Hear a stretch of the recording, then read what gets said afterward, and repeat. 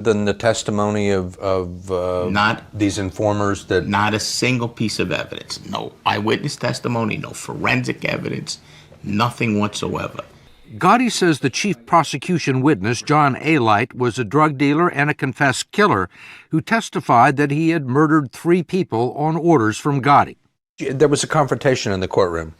Right. With Mr. Alite. Yeah, after he testified, he got off the stand and he walked towards me and he smiled, he was laughing.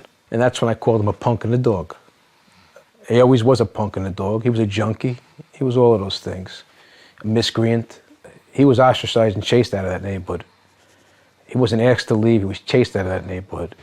He was a trash pail then, he's a trash pail now, he'll always be a trash pail.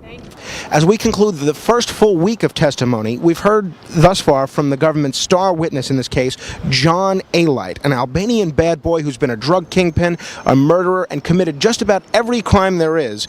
Now, Alite has pointed the finger at Gotti in a whole slew of other slayings, including the 1983 barroom stabbing of Danny Silva, a 24-year-old. Now, one of the witnesses in that case, according to Alite, was a fellow named John Sanamo, who Alite testified Gotti ordered hung. We've already seen some inconsistencies in Alite's testimony from what we've heard about him previously. Today, for instance, he backed off claims that he had an affair with Victoria Gotti and said that they only had feelings with one another. That and some other inconsistencies in his testimony has Charles Carnesi, the lead defense attorney for Mr. Gotti, chomping at the bit to get a hold of Alite. Now, according to Carnesi, Alite, who was dead to rights on murder, drug trafficking, and a whole host of other charges, is only doing this to get a better deal for himself. According to Carnesi, Alite watched all 3 previous Gotti trials very carefully. He even read the transcripts and went out of his way to make a deal with the government to tailor his testimony so that the government could finally get him this time.